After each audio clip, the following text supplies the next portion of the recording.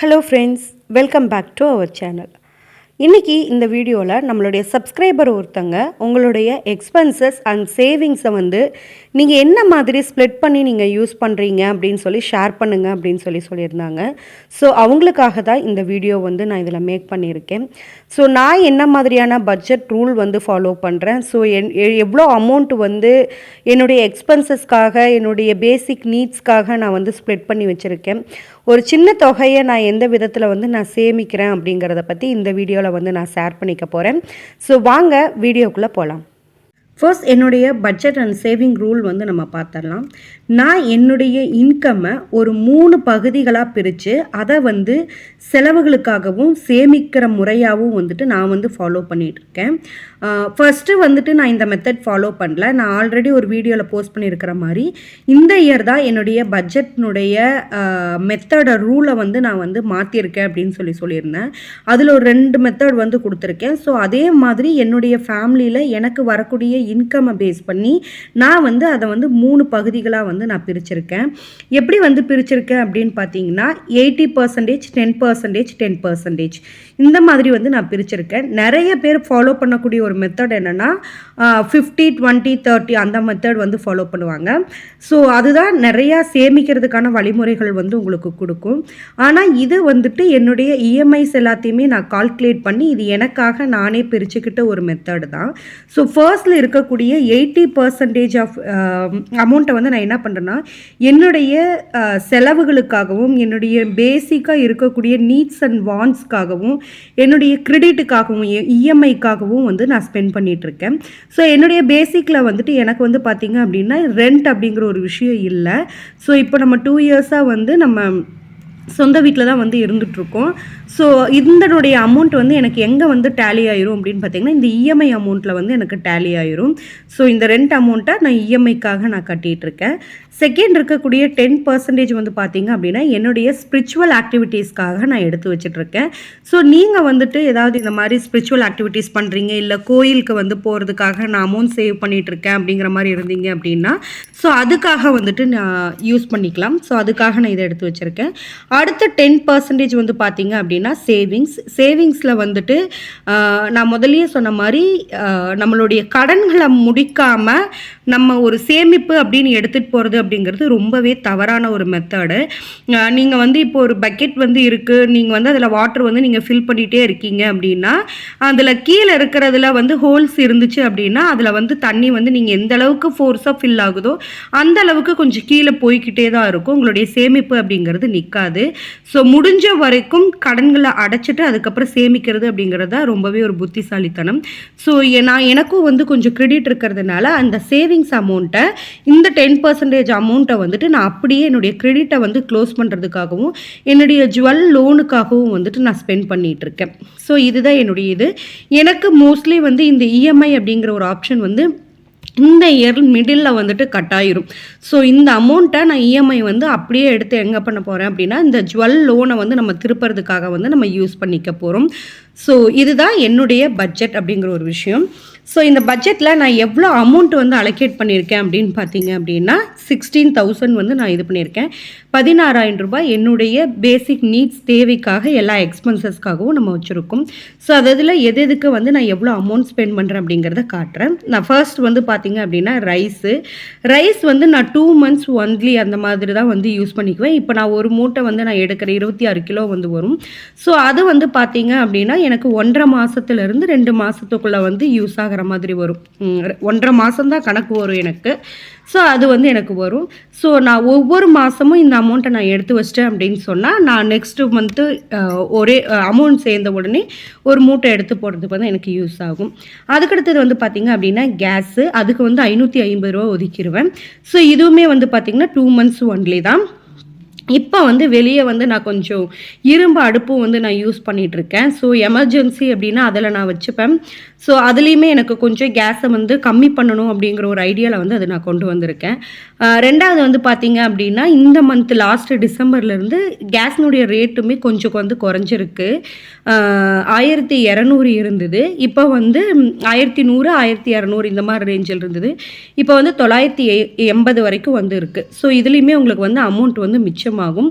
But அதுக்கு பதிலாக என்னென்னா ரைஸ் வந்து அதிகமாக வந்து ஏறி இருக்குது. ஸோ அதுவுமே வந்து அந்த சேம் சப்ஸ்கிரைபர் வந்து கேட்டிருந்தாங்க, மளிகை பொருளை வந்து எப்படி வந்து அமௌண்ட் வந்து மிச்சம் பண்ணலாம் அப்படின்னு சொல்லி. நான் லாஸ்ட் இயர் போட்டிருந்த வீடியோக்கும் இந்த இயருக்கும் இருக்கிறதுக்கு நிறைய டிஃப்ரெண்ட் வரும். ஏன்னா அந்த அளவுக்கு விலை அப்படிங்கிறது வந்து டபுள் மடங்காக வந்து இன்க்ரீஸ் ஆகிருக்கு. ஸோ நெக்ஸ்ட் வீடியோ வந்து அதுவுமே நான் வந்து உங்களுக்கு நான் போஸ்ட் பண்ணுறேன். ஸோ இந்த மாதிரி வந்து நான் மளிகை சாமான்கள் வந்து கம்மியான விலையில் வந்து வாங்குகிறேன். எப்படி என்னால் கொஞ்சமாவது அதில் சேமிக்க முடியுது அப்படிங்கிறத நான் அதில் காட்டுறேன். அதுக்கடுத்து வந்து பார்த்திங்கன்னா, மளிகை பொருளுக்கு 1500 வந்து நான் ஒதுக்கிறேன். ஸோ ரொம்ப கம்மியான அமௌண்ட்டாக வந்து இது உங்களுக்கு தெரியலாம். எப்படி இந்த அமௌண்ட்டில் வந்து நம்மளால் வந்து வாங்க முடியும் அப்படின்னு. ஏன்னா நான் வருஷம் மொத்த மளிகை அப்படிங்கிற ஒரு விஷயத்தை வந்து நான் வாங்கிடுவேன். இந்த ஜீரகம், சோம்பு, வரமல்லி, வரமிளகாய் இது எல்லாமே வந்து நான் மொத்தமாக வந்து வாங்கி வச்சுருவேன். ஸோ அது போக நம்மளுக்கு இருக்கக்கூடிய பேசிக் நீட்ஸு சோப்பு, ப்ரஷ்ஷு, அதுக்கப்புறம் மிளகாய்த்தூள், இந்த மாதிரி சின்ன சின்ன ஐட்டம்ஸ் தான் வரும். ஸோ எனக்கு வந்து இந்த அமௌண்ட் வந்து எனக்கு போதுமானதாக இருக்குது. ரெண்டாவது வந்து நான் ரேஷனில் வரக்கூடிய ஐட்டம்ஸும் வந்துட்டு நான் யூஸ் பண்ணிகிட்டு இருக்கிறதுனால எனக்கு ஆயில் வந்து அந்தளவுக்கு வராது. நான் செக்கு எண்ணெய், இதில் வந்து தேங்காய், நல்லெண்ணெய் எல்லாமே மிக்ஸ் பண்ணி நான் யூஸ் பண்ணிப்பேன். ஸோ அதனால வந்துட்டு எனக்கு 1500 அப்படிங்கிறதே போதுமானதாக வந்து இருக்கும். சம்டைம்ஸ் இதுலேயுமே வந்து ஒரு 200 அந்த மாதிரி வந்து மிச்சம் வந்து ஆகும். ஸோ அதுவுமே வந்து ஆல்டர்னேட்டிவ் நான் வேறு ஒரு பிளான் வந்து வச்சுருக்கேன். ஸோ அதுவுமே நெக்ஸ்ட் வீடியோவில் வந்து நான் உங்களுக்கு நான் சொல்கிறேன். அதுக்கடுத்தது இங்கே வந்து நான் கிராமம் அப்படிங்கிறதுனால சந்தை அப்படிங்கிற ஒரு விஷயம் வந்து பார்த்திங்கன்னா ஒவ்வொரு வாரமும் புதன்கிழமை தான் வரும். ஸோ வார சந்தையில் நான் வாங்குறதுனால வெஜிடபிள்ஸ் கொஞ்சம் வந்து எனக்கு கம்மியான ரேட்டில் வந்து கிடைக்கும். இதுக்கு வந்துட்டு வாரம் 300 அப்படிங்கிற மாதிரி 4 வாரத்துக்கு வந்துட்டு 1200 வந்து நான் ஒதுக்கியிருக்கேன். இதில் வந்து பார்த்திங்க அப்படின்னா எனக்கு அதிகபட்சமாக தேங்காய், வெங்காயம், தக்காளி இந்த 3மே வந்து பார்த்திங்கன்னா ஒரு 100க்குள்ளே வந்துடும். இப்போ வந்து மோஸ்ட்லி வந்துட்டு 2 கிலோ 50 அந்த மாதிரி தான் வந்து வெங்காயமும் தக்காளியும் போயிட்டுருக்கு. ஸோ இதுக்குள்ளேயே வந்து எனக்கு இதாயிரும் 150 அதிகபட்சம் அப்படிங்கிறது. மீதி இருக்கிற 150க்கு நம்ம 10 காய்கறிகள் வாங்கினா கூட கூறு வந்து 10 ரூபாய் அப்படிங்கும்போது ஒரு 10 காய்கறிகள் வந்து நம்மளால் வாங்கிக்க முடியும். ஸோ இதிலையே வந்துட்டு நான் 300 சந்தை செலவு அப்படிங்கிறது வந்து எனக்கு இதாயிரும். அதுக்கடுத்தது நான்வெஜ் வந்து பார்த்திங்க அப்படின்னா 1200. இதை வந்து நான் அதே மாதிரி தான் வாரத்துக்கு 300 அப்படின்னு கால்குலேட் பண்ணி 4 வாரத்துக்கு வந்து நான் எடுத்து வச்சுருக்கேன். இதுவுமே வந்து பார்த்திங்க அப்படின்னா 1 வீக் வந்து சிக்கன் நான் எடுக்கிறேன் அப்படின்னா ஒரு 200 தான் கிலோ. ஸோ அதில் ஒரு 100 வந்து இதாகும். அடுத்த வாரம் வந்து கருவாடு ஒரு வாங்குகிறோம் அப்படின்னா அது வந்து ஒரு 100 150 அந்த ரேஞ்சில் வந்துடும். ஸோ அதில் வந்து ஒரு 200க்குள்ளே வந்து சேவ் ஆகும். அதுக்கப்புறம் வந்து பார்த்திங்க அப்படின்னா மட்டன் அந்த மாதிரி எடுப்போம். ஸோ இதில் இருக்கிறது அந்த பேலன்ஸ் அந்த 300 நம்ம சேர்த்துனோம்னா 1 வீக் வந்துட்டு 1 கிலோ வந்து நம்மளால் வந்து மட்டன் வந்து வாங்க முடியும். அதுக்கப்புறம் இங்கே வந்து கோழி பண்ணை இருக்கிறதுனால அந்த பண்ணையில் வந்துட்டு ஒரு அட்டை வந்து முட்டை வந்து நாங்கள் வாங்கிடுவோம். ஸோ அது வந்து ஒரு 150 அந்த மாதிரி ரேஞ்சில் தான் வந்து வரும்.